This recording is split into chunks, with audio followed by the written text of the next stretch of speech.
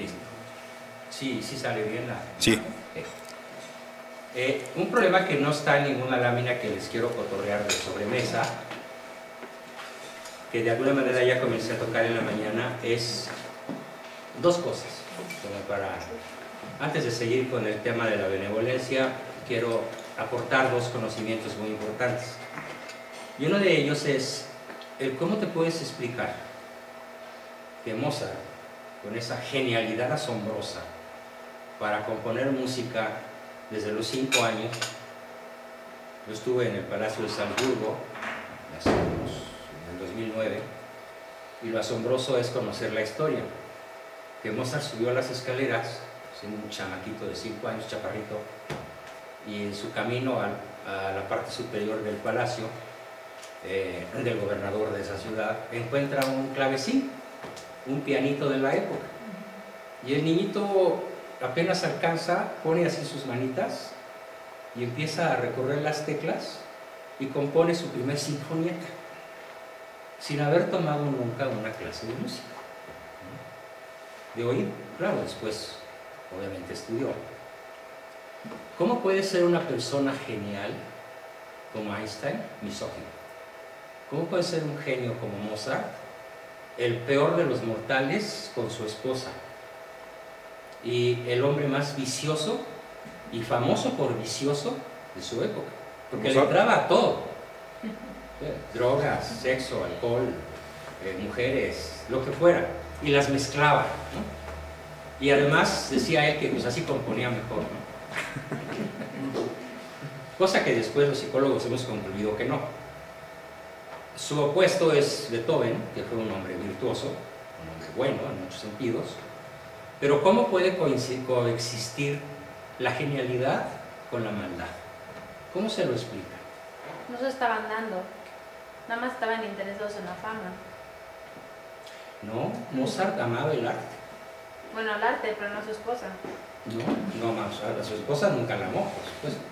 Le gustaban las señoras, y las prostitutas. Puro erotismo, pero nunca pasó de Eros.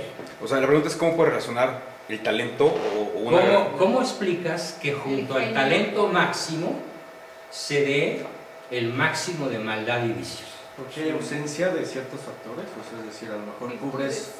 No, yo creo que... A ver, cada quien dé su opinión.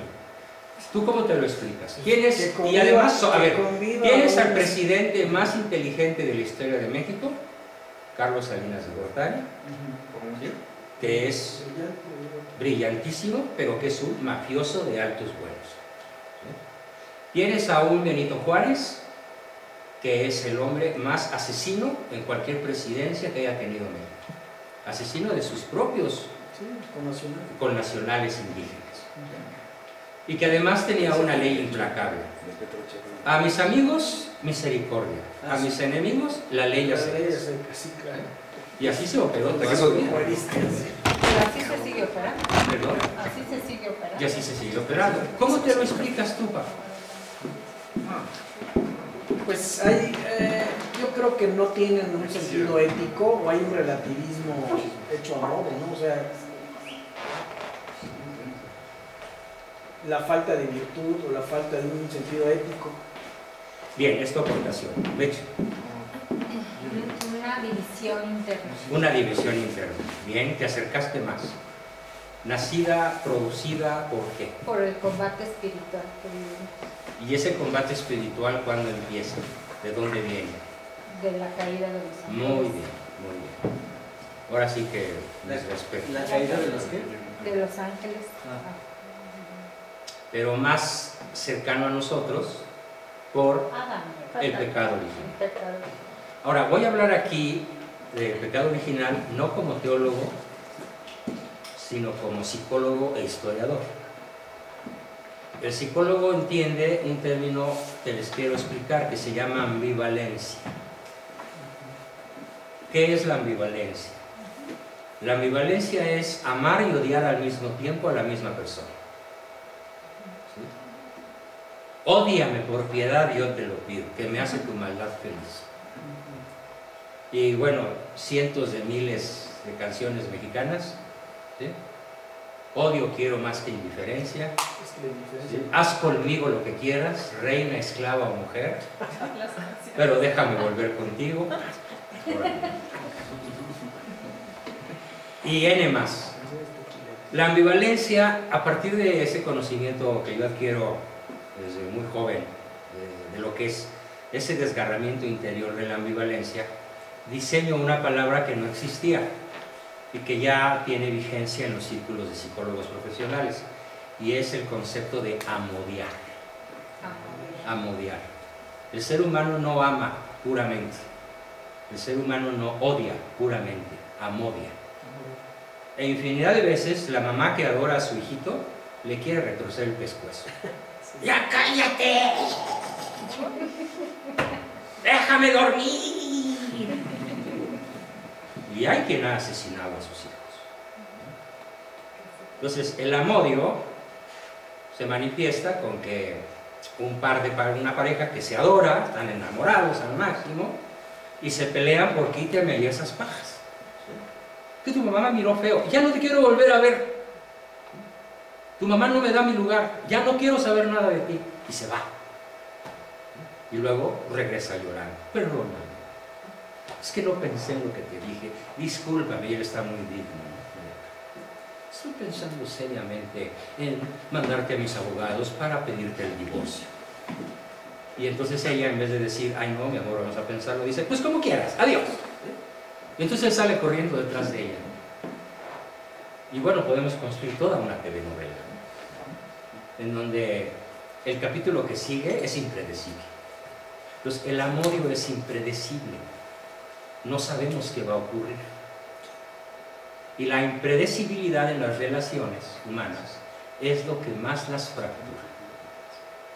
Así como la certidumbre en las relaciones humanas es lo que más las consolida. Bien, ¿de dónde viene el amodio? Se llama, fíjense muy bien cómo se llama. A ver, pero hay que entender algo antes. ¿Cuál fue el pecado de Eva? No fue comerse una manzana. Desobedecer. No, Incitó a... no, Una curiosidad. no. Psicológica e históricamente, ¿cuál es el pecado de Eva? Quería dominar a la... Crees Este- superior. No. Por ahí va. Que Dios. A ver, Dominar avanza a esa Adán. idea. O sea, controlarlo. se creía más que Dios, que había dicho que no hiciera eso. Muy Entonces bien. dijo, yo soy mejor, yo sí puedo. Soberbio. Sí, es un pecado de soberbia, mediante el cual no es que quiera ser más, es que ella define ser más y quiere ocupar el lugar de Dios. Algo así como dicho a la mexicana, si Eva hubiera sido mexicana, le hubiera dicho a Dios, quítate que ahí te voy. Entonces, el pecado de Eva es un pecado de usurpación de la divinidad de Dios, de la omnipotencia, del amor y de la sabiduría divinas. Ella quiere ser Dios. Entonces, ¿cuál es el pecado del hombre al seguir a la mujer? Ajá. Prefirió a la mujer que a Dios. ¿Y cómo se llama ese pecado? Empieza con L. Lujuria. Lujuria. El pecado de Adán es un pecado de lujuria. Prefiere a Eva, bueno, yo me imagino que yo hubiera hecho lo mismo, porque Eva era una mujer perfecta, en donde dejaría a Angelina Jolie en calidad de chimpancé, para que me entiendan. Piensen en su actriz favorita en cuanto a belleza física. Estábamos condenados. Ya no había para dónde darle. No había para dónde hacerse, y Adán decide, no, yo no voy a dormir con los pies fríos y voy a dejar a mi mujer. Entonces el pecado de Eva es de soberbia y el pecado de Adán es de lujuria. Y fractura su relación con Dios. Y con ellos mismos.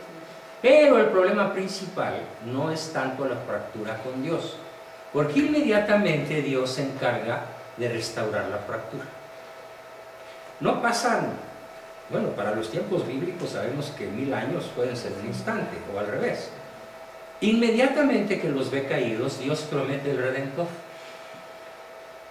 que pisará la cabeza de la serpiente, etc.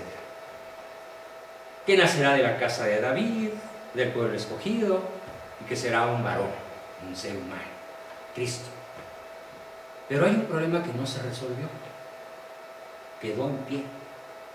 Y se llama la fractura existencial. Esto es una aportación totalmente nueva para todos, espero. Y que tenga un enorme vigor para restaurar, mejorar su vida personal y su vida de pareja. Hablábamos hace rato en la mesa de cómo la sociedad se ha vuelto grotesca. Muy sabiamente dicho por Mercedes, cómo ella hablaba de la pérdida de los valores. Yo dije, no, los valores no se han perdido. Lo que se ha perdido es el amor a los valores superiores, y eso es la pérdida de las virtudes. Entonces, la crisis que tenemos es una crisis terrible, global, por ausencia de virtudes. Pero en el fondo hay un problema milenario que se llama la fractura existencial. A ver, para que se entienda qué quiero decir con esto, y es algo con lo que tenemos que lidiar todos nosotros, sin excepción. El mejor de nosotros no puede dejar de pelear con esto todos los días si quiere triunfar en el amor. ¿Alguno de los varones aquí presente conoce una mujer no controladora? Ninguno. Todas son controladoras. O sea, todas son Eva. Todas tienen un exagerado afán de control. Pero lo más interesante del asunto es que no es un control explícito. Es un control por debajito. ¿Sí? Es Sara García diciendo, está bien, hija, haz que ya vendrás. Es la mamá que le dice, está bien si quieres regresar con él, pero pues es tu decisión, te atienes a las consecuencias. Y el tonito de voz le está diciendo, ni se te ocurra regresar con ese desgraciado, porque pierdes mi amor de madre. O cuando menos lo condiciona. Entonces, la condición femenina por antonomasia humana, intrínseca a la humanidad femenina desde la caída, es el afán de ser Dios.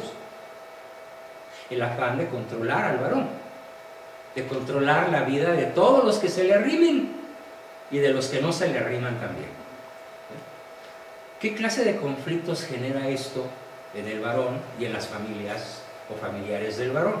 Bueno, pues está para escribir lo que escribió Tolstoy, ¿no? La guerra y la paz. O la sonata Kreutzer. Sun Tzu. O el arte de la guerra. Sí. Entonces, es muy dramático que toda mujer no se dé cuenta, de que si quiere realmente triunfar en el amor, ¿qué es lo primero que le conviene hacer? Que no se enoje, No controlar. que quiere controlar. No controlar. No controlar. Si Dios nos dejó en libertad y nos sigue dejando en libertad, la fractura existencial femenina es entonces el afán de control. No te tardes, ¿eh? A ver, sóplame un ojo. A ver, avisa.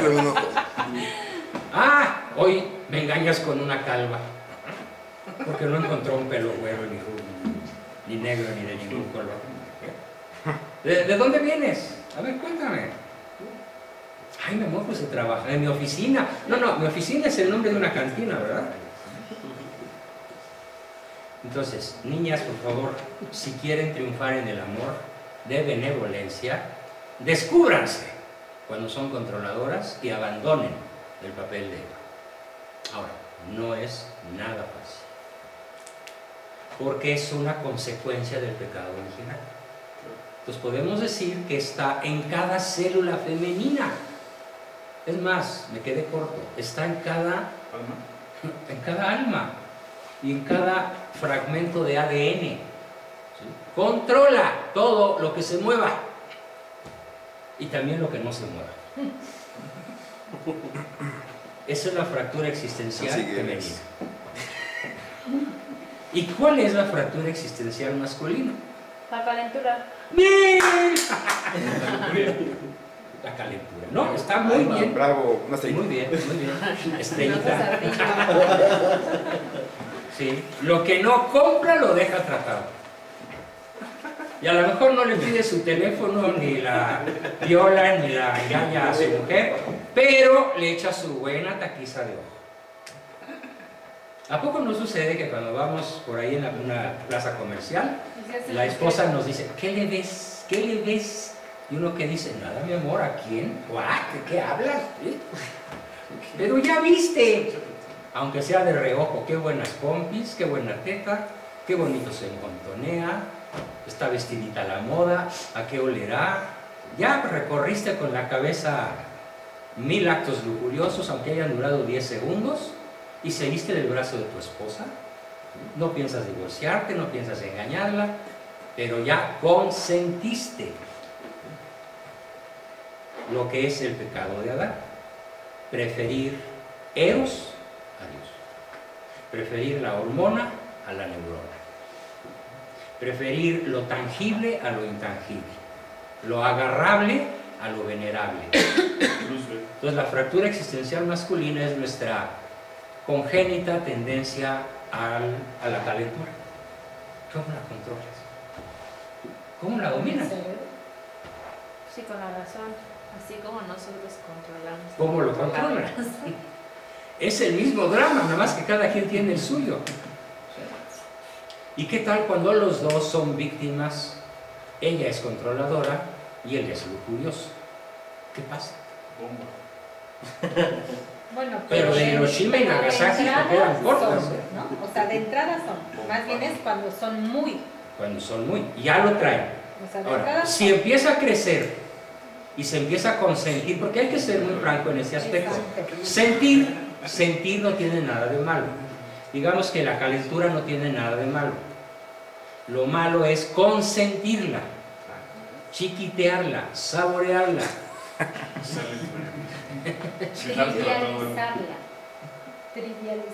Trivializarla para poder seguir. No pasa nada. No pasa nada. Una no es ninguna. Además no te voy a dejar, no te voy a dejar, mi vida. Además soy macho, soy hombre. ¿Qué quieres que haga? Se trivializa. ¿Cómo vencemos este problema de la fractura existencial? ¿De qué herramientas contamos? Sobre todo en la cultura occidental cristiana, ¿con qué herramientas contamos? Piensen, váyanlo pensando, no lo voy a decir ahorita. Quédense pensando a lo largo de lo que nos falta de aquí a las 6, más intermedio, ¿qué nos conviene hacer para poder tener controlado el afán de control? Que a una dama no le gane el afán de control. Conocerse a uno mismo. Sobriedad. No, pero yo tengo un comentario. O sea, no, lo que yo digo es que a lo mejor los dos extremos son malos, pero si vas a, o sea, hay veces que tienes que meter tu cuchara porque si no va así la cosa y va a fracasar, o sea, no creo que controlar algunas cosas esté mal, No. pero a lo mejor, o sea, hay un límite Sí. en donde sí, a lo mejor te pasas, pero sí, si ves que todo va para abajo, no te vas a... No vaya a decir que soy controladora. La bendición, pues no. Tienes toda la razón, porque la virtud es un asunto de justo medio. Ni muy, ni tan. Si eres muy controladora, es tan malo como ser muy liberal, muy permisiva. De hecho, el problema en las sociedades europeas es la permisividad de la mujer. O sea, el chamaco viene apestando a leña de otro hogar y la señora, ay, pues no importa. Sobre todo Francia, Noruega, Inglaterra, son países profundamente desvencijados en su integridad familiar por la enorme permisividad, cinismo, desvergüenza e impudor del sexo femenino. Es una terrible realidad. Entonces, tan malo el pinto como el colorado. Pero en lujuria no. Exacto. No. En la lujuria O sea, no cabe eso. Es la diferencia. La mujer sí puede, o sea, sí necesita el punto medio, pero... Sí, el hombre, en la lujuria no hay punto medio. Exacto. Es controlas la Todos parejos, lujuria todo raro. o te derrotan. O sea, no se puede ser medio Medio, lujurioso, o sea, exacto. Pero es que medio tampoco- ojo alegre. Pero es que tampoco puede ser medio controlador. O sea, No, o lo sí, eres no. o lo eres. No, Estoy de sí, acuerdo. No, lo que pasa es que Sí se algunas puede. cosas las puedes pasar. Ajá. Otras cosas, para que no vayan en picada, como dice muy bien Olivia, las que conviene controlarlas. ¿Sí? Por ejemplo, nosotros, mi esposo y yo tenemos un convenio. Si yo voy a llegar 10 minutos tarde, ya no digas media hora, le aviso invariablemente. Voy a llegar 10 minutos tarde, voy a llegar media hora tarde, o no voy a llegar. Por ejemplo, la otra vez, viniendo de Querétaro, hubo un terrible accidente a la altura de Teopeji, un accidente doble, primero una carambola, luego otra, y estuvimos 5 horas parados. Inmediatamente yo busco las noticias, el Waze te dice lo que está sucediendo en un área de 20 kilómetros a la redonda. Inmediatamente empezamos a platicar todos los Waze, y los que estaban más adelante dijeron: la cola mide 20 kilómetros. Pues inmediatamente le aviso a mi esposa: estoy varado en la carretera y lo más probable es que no llegue. Eso también es como respeto, ¿no? Es un respeto, es cuidado es atención es benevolencia. No es control. Además es seguridad. Entonces hay muchas cosas que se tienen que dar por seguridad. ¿Sí? Simplemente por no, eso. y hoy en día, la verdad, o sea, tipo eso sí lo agradeces, porque hay veces que digo, no sabes, híjole, y si le pasó algo, y si, ¿no? Que luego... Y eres la última en enterarte, ¿no? Y luego te llaman: oiga, venga a reconocer el cadáver, ¿no? Sí. Y si hubiera habido un racional control, no hubiera pasado, o lo hubieras podido evitar. En cambio, con la lujuria, o eres casto o estás perdido. Ahora, los chavos, díganme, ¿cuánto se acostumbra hoy en el medio masculino a practicar la castidad? ¿Cuál sería tu comentario? Pues dependiendo de los círculos, porque tengo círculos que sí es, o sea, promulgar la castidad en todos los sentidos, y hay otros donde pues, todo lo contrario. ¿Y cuáles predominan? Pues los que no. ¿Tú cómo lo ves, Mauricio? Igual que yo. Igual que yo. Tal cual. Tal cual. Tus compañeros de la universidad. Cuando mis compañeros hace 15 días me preguntan, que cómo no envejezco como ellos y por qué, cómo eduqué a 9, les dije: yo tengo 4 grandes no. Ay, Juan Bosco, no manches, ¿cuáles son tus 4 grandes no? No drogas, no alcohol, no cigarro, no fornicar. ¿Entonces qué haces? Así me dijeron: ¿entonces qué haces? Con las consabidas palabrotas de wake up, etc. ¿no? Pues tengo 4 grandes sí. Sí a mi esposa, sí a mi trabajo, sí al deporte y sí a la ciencia y a la sabiduría. Entonces no tengo tiempo de aburrirme, tengo la vida perfectamente estructurada y llena. No necesito esos no los necesito. No, pues me convertí automáticamente en el más impopular. Absolutamente, ¿eh? Premio al más impopular. Conozco ahorita. Y en público, éramos 500. ¿Quién se lleva el premio de impopularidad? Juan Bosco con sus pinches 4,000. Por supuesto que yo salí fascinado, ¿no? Porque les dije: los espero en mi consultorio. Fue mi revancha. Ya vendrán. Y así ha sido, ¿verdad? Entonces, el problema, ¿cómo se resuelve? Váyanlo pensando, lo voy a plantear para terminar. La culminación de hoy es: ¿qué hacemos con nuestra ambivalencia? No, tampoco. Yo me he puesto a pensar en mía. ese sentido. Ajá. Es mía. O sea, si Es yo de fuera cada Adán, quien. probablemente hubiera hecho lo mismo. O sea, por mi... Yo no lo dudo. No sé, Las por- decisiones tienen lo mismo. Ay, pero si eres Adán, ¿qué No hubieras te ibas a quedar solo, sí, la hecho? verdad. ¿Verdad? Es preservar la... ¿Ustedes qué hubieran hecho con mujeres? Esa es la pregunta. Yo también. Pero a ver, Aralu hace un comentario y te quiero hacer una pregunta un poco chusca relacionada con tu comentario. Ser uno mismo. No va por ahí. Y luego, ¿qué? Yo te escrituro esta casa si te agarras del cogote con todas tus fuerzas y te levantas 10 centímetros. No se puede. El hombre solo no puede. ¿Cómo? La mujer tampoco. Necesitamos un factor extrínseco a nosotros. que no está en nuestra naturaleza, no está en nosotros, no está en la inteligencia, ni siquiera en la de Einstein, no está en la voluntad de nadie, no está en la capacidad de nadie. ¿Cómo se llama esa fuerza? Amor, No se llama así, no se ¿Voluntad? llama así. pareja. Mauricio. Decisión. No. Benevolencia. No, Religión, oración. Fe. Vida. no. Puedes decir 1000 palabras, no va a salir. Porque no está en la cultura mexicana. Morena. Es como la República Amorosa. La esperanza. La esperanza de Cristo.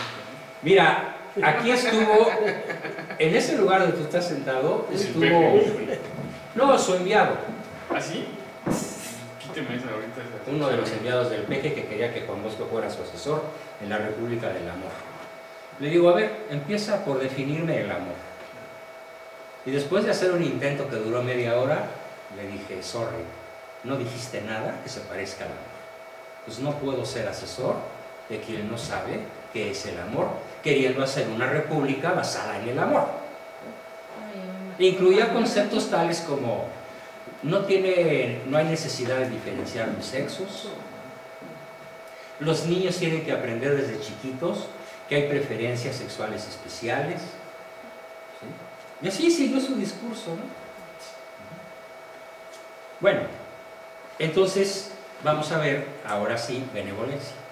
Y ¿Pero me cuál era quedo la ¿Qué respuesta? palabra? No, Que no al la rato sabes lo voy a decir. decir. hasta el final. A su